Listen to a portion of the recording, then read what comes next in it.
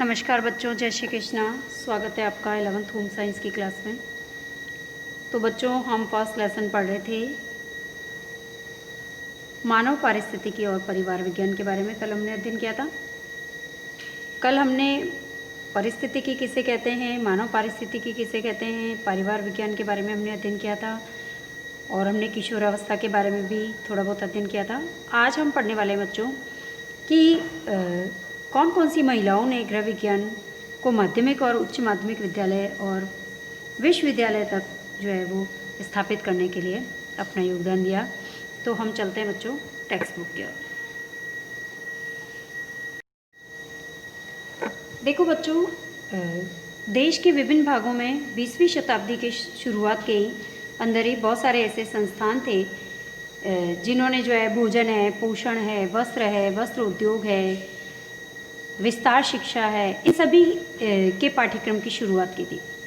और इन अलग अलग विषयों को 1932 के अंदर गृह विज्ञान विषय के दायरे में लाया गया है ना। 1932 के अंदर क्या किया, ये सभी जो विषय थे जैसे भोजन है, पोषण है, वस्त्र उद्योग है, इन सभी विषयों को क्या किया, सम्मिलित करके और कहाँ लाया गया, गृह विज्ञान विषय के अंदर लाया गया 1932 के अंदर। अब देखो, दिल्ली में भी जो है महिला शिक्षा को प्रोत्साहन देने के लिए लेडी इरविन कॉलेज की स्थापना की गई है ना, क्योंकि उस समय जो है महिलाएं जो है वो बहुत कम शिक्षा प्राप्त करती थी और ब्रिटिश राज था उस समय। तो भारत के अंदर स्वतंत्रता से पहले एक ऐसा समय था जबकि बहुत ही कम लड़कियां जो है विद्यालय जाती थी, विद्यालय जाने से डरती थी है ना, और उनके पेरेंट्स उनको शिक्षा प्राप्त करने के लिए विद्यालय नहीं भेजते थे है ना, और न ही इतने संस्थान भी मौजूद थे।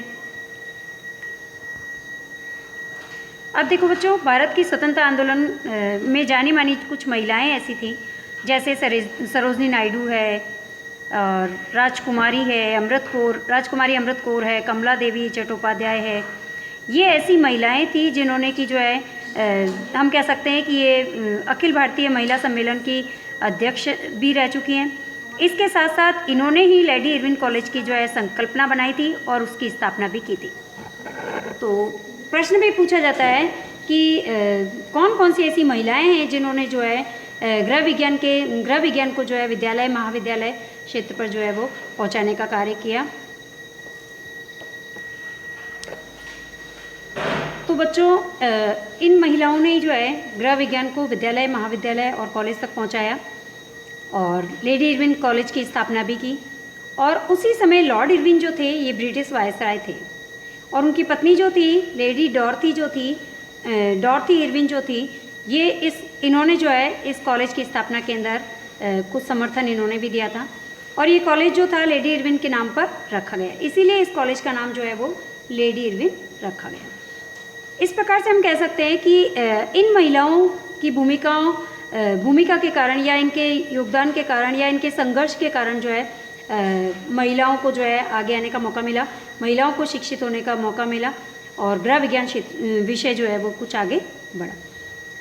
इस प्रकार जो है फिर इस संस्थान के अंदर जो है गृह विज्ञान की शिक्षा भी दी जाने लगी महिलाओं को, कन्याओं को है ना, और उन्होंने ये लक्ष्य जो है घर और समाज दोनों को बराबर महत्व देते हुए पूरा करने में उन्होंने जो है वो खूब संघर्ष किया ताकि ये सामाजिक और शैक्षिक रूप से हम कह सकते हैं कि दोनों को बराबर महत्व देते हुए घर परिवार और समाज तीनों को बराबर रूप से महत्व देते हुए जो है अपने दायित्वों को पूरा कर सके।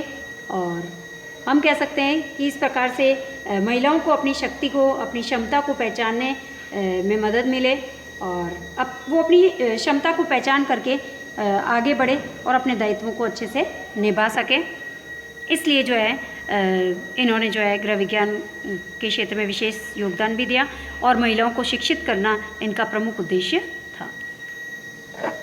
अब देखिए, इस प्रकार गृह विज्ञान एक ऐसा विषय नहीं माना जाता है जिसके अंदर सिर्फ घर के बारे में जो है वो अध्ययन किया जाता है। हम कह सकते हैं कि ये एक घर से संबंधित विज्ञान तो है, लेकिन हम कह सकते हैं कि ये विज्ञान है क्योंकि इसके अंदर सभी चीज़ें जो है प्रैक्टिकली करके देखी जाती है।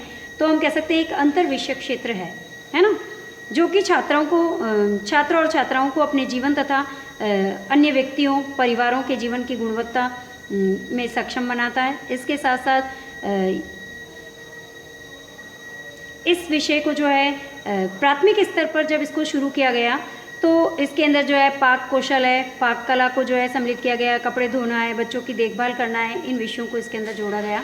और जब इसको उच्चतर स्तर पर इसको शुरू किया गया तो फिर इसमें कुछ इसकी पाठ्यक्रम के अंदर कुछ सुधार भी किया गया और उसके अंदर जो है नए नए जो है विषयों को जोड़ा गया, जैसे भोजन पकाने और कपड़े धोने तो था ही, इसके साथ साथ फूड पैकेजिंग है, टेक्सटाइल है ना, इन सभी चीज़ों को भी व्यावसायिक स्तर पर भी इसको कुछ इसमें जो है वो परिवर्तन किए गए।